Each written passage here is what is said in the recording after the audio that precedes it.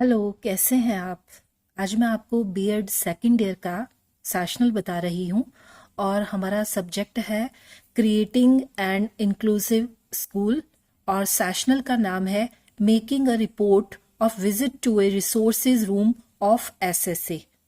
SSA यानी कि सर्व शिक्षा अभियान के आपको रिसोर्सेज यानी संसाधन कक्ष का विजिट करना है, दौरा करना है और एक रिपोर्ट तैयार करनी है। ऐसा ये हमने हेडिंग, अपना नाम, अपना क्लास, रोल नंबर के साथ हम फ्रंट पेज पर लिखेंगे। उसके बाद हम यहाँ पर हमने सर्व शिक्षा अभियान के बारे में बताया है कि सर्व शिक्षा अभियान क्या है। जैसा हमने लिखा कि इसकी शुरुआत 2001 या 2002 में अटल बिहारी वाजपेयी जी द्वारा की गई थी और इसका लक्ष्य था 6 से 14 वर्ष के बच्चों की मुक्त और अनिवार्य शिक्षा के प्रावधान को मौलिक अधिकार बनाया गया है। इस कार्यक्रम का उद्देश्य 2010 तक संतोषजनक गुणवत्ता वाली प्राथमिक शिक्षा के सार्वभौमिकरण को प्राप्त करना है। फिर उसके पश्चात हम एसएसए के बारे में आगे विस्तार से बता रहे हैं कि एसएसए क्या है। पूरा हम इस तरीके से यहां पर ये एसएसए के बारे में बता देंगे, ठीक है। फिर उसके पश्चात हम यहाँ पर सर्व शिक्षा अभियान के क्या उद्देश्य हैं, वो उद्देश्य हमने यहाँ पर पॉइंट्स में लिख लिए हैं, जैसा आप देख रहे हैं। फिर उसके पश्चात हमने यहाँ पर लिखा है कि कार्यक्रम के अनुसार उन बस्तियों में नए विद्यालय बनाने का प्रयास किया गया जहां स्कूली शिक्षा की सुविधा नहीं है और इसके अतिरिक्त कक्षा कक्ष, शौचालय, पीने के पानी, रखरखाव, अनुदान आदि के माध्यम से स्कूलों में अपर्याप्त शिक्षा है, उनमें अतिरिक्त शिक्षक मुहैया कराना चाहिए।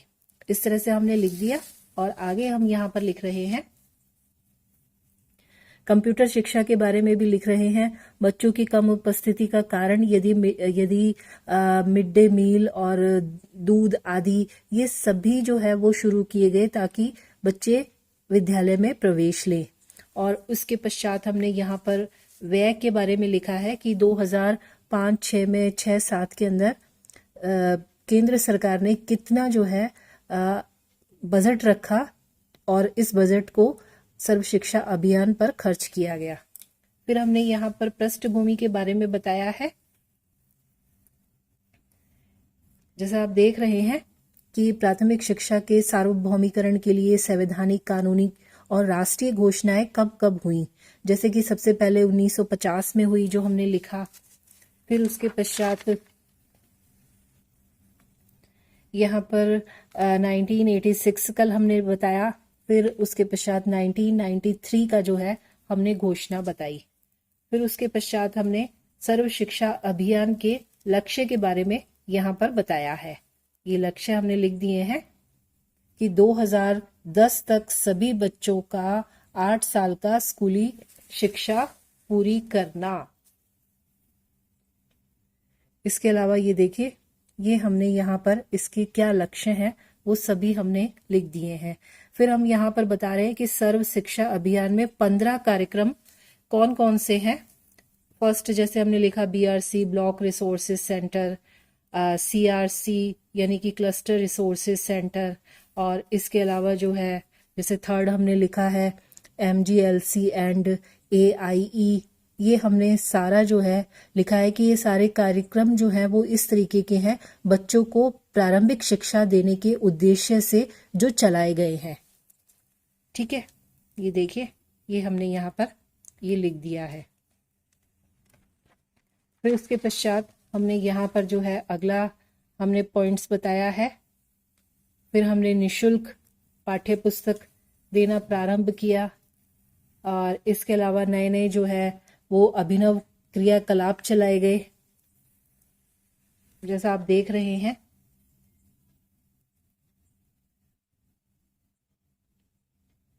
ये देखिए, ये सारा जो है वो आ जाएगा बचपन की देखभाल, बालिका शिक्षा, अनुसूचित जाति और कंप्यूटर शिक्षा, आईईडीसी और एमआईएस, R&E, ये सारा हमने रिसर्च एंड एवोल्यूशन यानी कि अनुसंधान और मूल्यांकन, ये सारे हमने जो है यहाँ पर ये हम पॉइंट्स लिख रहे हैं जैसा आप देख रहे हैं, जैसा आप देख रहे हैं।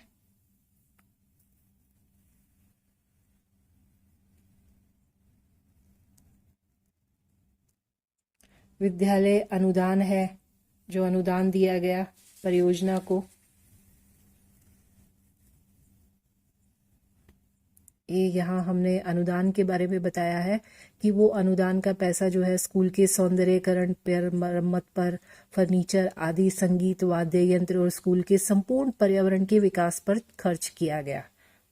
फिर उसके पश्चात शिक्षक को भी अनुदान दिया गया, 500 रुपए का अनुदान सभी के लिए।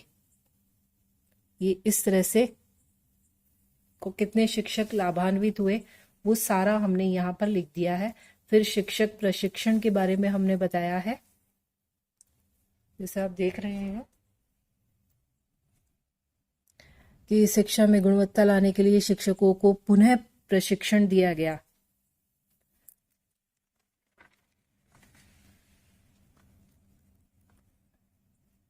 ये देखिए आप, एनसीएफ नेशनल करिकुलम फ्रेमवर्क 2005 का ये सारा ग्रेडिंग सिस्टम है।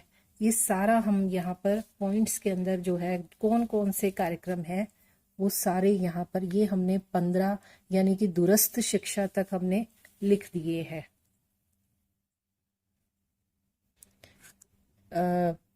दूरस्थ शिक्षा DEP यानी डिस्टेंस एजुकेशन प्रोग्राम, ये देखिए, और जिसमें जो है इग्नू का प्रमुख है, नेशनल ओपन यूनिवर्सिटी का, ये यहाँ पर ये सारा हमने लिख दिया है। फिर क्या क्या गतिविधियां रही, किस प्रकार से रही वो गतिविधियां, वो सारी गतिविधियां भी हमने विस्तार से यहाँ पर लिख दी है।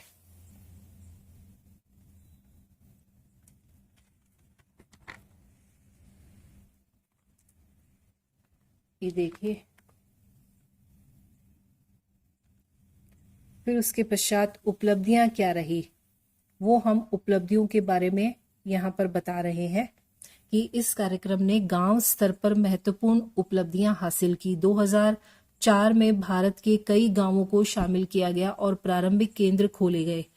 दक्षिण भारत में तमिलनाडु राज्य में एक गांव है जिसमें गांव जिसका नाम है, जो कि नागपट्टिनम जिले में है। वो एक ऐसा गांव है जहां पहली बार सफलतापूर्वक सर्व शिक्षा अभियान लागू किया गया। सभी के लिए शिक्षा के साथ साथ राज्य सरकार की सहायता से बच्चों को दोपहर का भोजन और गरीब स्कूलों के लिए भूमि दान में दी और स्कूल का निर्माण करवाया गया। यानी कि जो लोग हैं उन्होंने भूमि भी दान की जिससे कि स्कूल का निर्माण हो और दोपहर में बच्चों को खाना भी दिया गया। अब यहाँ पर मैं रिपोर्ट लिख रही हूँ कि आप रिपोर्ट किस तरह से बनाएंगे। अभी तक तो हमने सर्व शिक्षा अभियान के बारे में बताया, अब हमने उसके संसाधन कक्ष का, रिसोर्सेज रूम का दौरा किया। जैसे कि आप देख रहे हैं कि मैं और मेरी छात्र जो मेरी क्लासमेट थी वो हम ग्रामीण इलाके के एक सरकारी स्कूल का अवलोकन करने के लिए गए। वहां हमने देखा कि विद्यालय में सर्व शिक्षा अभियान का आयोजन किया जा रहा है। ये देखिए, ये किस तरह से बनाया है कि सब पढ़ें सब बढ़ें। और ये बालक और बालिका और बालक की जो है चित्र बनाया है, पेंसिल पर है, ये बच्चे बैठे हुए हैं। फिर हमने यहाँ लिखा है कि वहां पर कुछ विद्यार्थी आए हुए थे, वे बालक अपने स्थान पर बैठकर पढ़ रहे थे। वे अध्यापक द्वारा उन विद्यार्थियों को पढ़ाया जा रहा था और उन्हें आगे पढ़ने के लिए प्रोत्साहित किया गया। बालकों को उस विद्यालय में पाठ्य पुस्तक के साथ उनके जीवन से संबंधित ज्ञान भी दिया गया। इसके अतिरिक्त उन्हें सृजनात्मक, सृजनशीलता, सांस्कृतिक आध्यात्मिक और सर्वांगीण विकास किया जा रहा था। इस तरीके से ये जो 6 से 14 वर्ष के बच्चों की मानसिक, बौद्धिक, नैतिक और उनके आध्यात्मिक विकास आदि गुणों का विकास किया जा रहा था।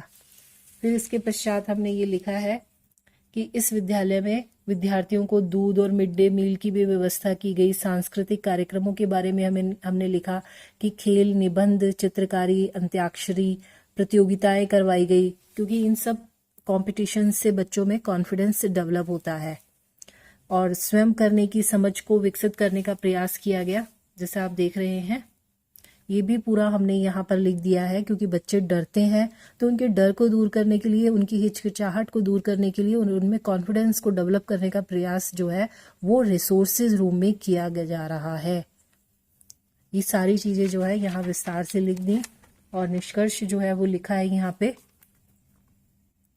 कि सर्व शिक्षा अभियान के द्वारा लोगों को अधिक साक्षर करना है। जयपुर के अधिक जनसंख्या वाला क्षेत्र चुना गया और मैंने स्कूल का निरीक्षण किया, वहां देखा कि वहां पर इस तरीके से जो है पंजीकरण में वृद्धि हुई है। मुफ्त में पाठ्य पुस्तकें, भोजन और ये सारा जो है वो चीजें हमने लिख दी हैं कि इनसे बच्चों के नामांकन यानी कि उनको एनरोल करने में काफी सहायता मिली है। तो इस तरह से आप लिख देंगे। मुझे विश्वास है कि आपको ये सेशनल समझ में आ गया होगा। Thank you.